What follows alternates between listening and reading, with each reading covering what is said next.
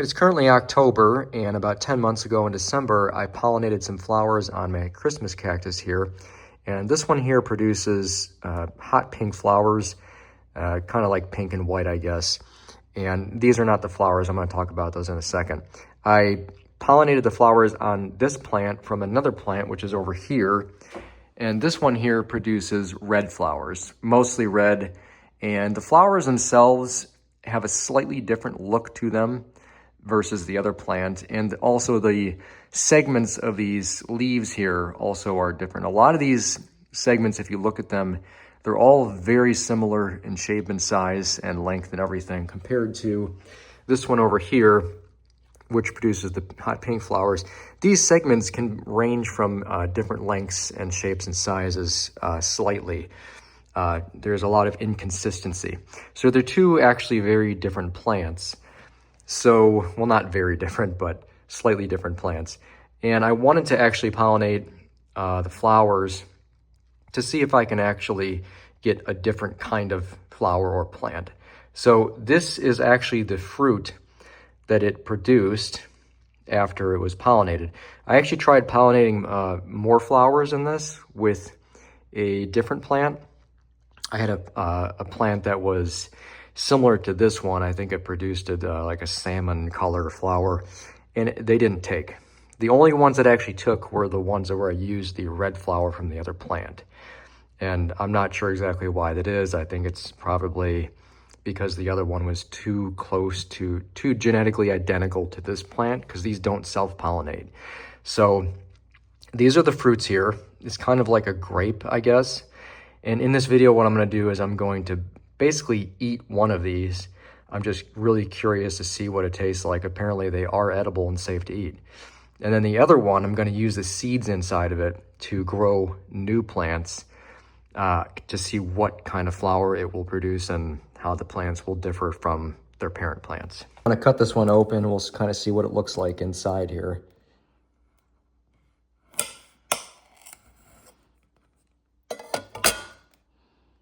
So as you can see, the seeds are like gathered right in the center, kind of like a pitted fruit almost, I guess, kind of like how an apple would produce its seeds. I was kind of expecting to be more spread out throughout the meat of it.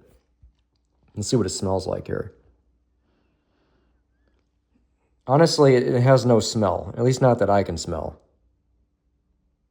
Yeah, there's no smell whatsoever. All right, this is from a Schlumbergera Christmas cactus. It's not the poisonous kind, so I'm gonna go ahead and give this a taste here and let you know what it tastes like, I guess. I'm gonna eat half of it for the first bite, I guess.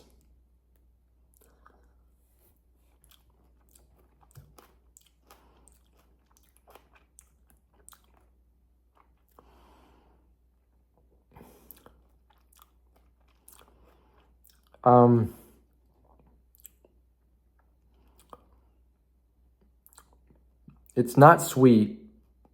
It's almost bitter.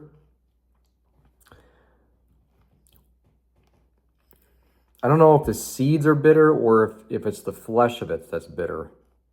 Let's see if I can get a part of this without the seeds in it.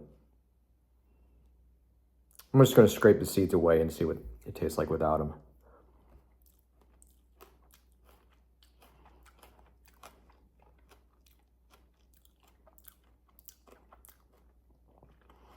Okay, so I think the jelly part inside, which would kind of like be like the inner part of a grape, that has like it's very, very similar to a grape, I guess. Maybe a little more, slightly more jelly-like. I think the seeds are what makes it more bitter, but it's still slightly bitter. And I think that's because of the skin. It seems like the skin is the bitter part. It's not horribly bitter. It's just not pleasant. I don't know why you would eat this. This is, I guess, why they wouldn't sell them in stores. Also, they take a long time to grow to be able to be used for seeds and to be edible.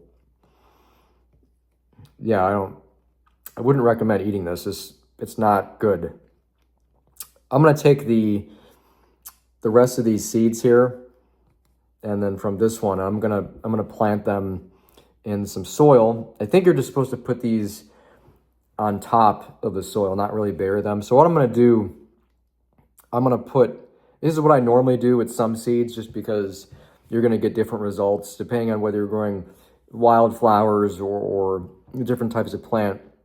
Some seeds need light to germinate, such as wildflowers, which is kind of how they grow in nature. So when like the seeds fall from the plant, they generally just rest right on the ground. They don't bury themselves. If anything, they're just like slightly below some debris, and that's it. So when they fall to the ground, they overwinter. Many wildflower seeds need winter, well, depending on where they're growing in the world, I guess, but at least around here, they require winter or the coldness of winter and moisture to germinate. Some varieties absolutely require it, meaning it's just cold stratification or cold moist stratification. So when they fall on the ground, they sit there over winter, and they'll be slightly moist, and it'll be, below 30 degrees or Fahrenheit anyways. And that will allow the enzymes and everything, the seed, to start to activate. I'm not going to get into the details because I'm not really well versed in all that. But I do know that some of them require it, and then they get light when it starts. They still see sunlight when it's warmer, and that activates them to basically start to grow. It's kind of getting a little off topic here, but what I'm saying is that with these seeds here, I'm going to try to put some on top of the soil and some just below, just to sprinkle a little dirt over top of those, just barely below the surface. And that's, like I said, that's generally what I do with some seeds when I plant them. Not fruit and vegetable seeds, I don't mean that, but like flowers and stuff.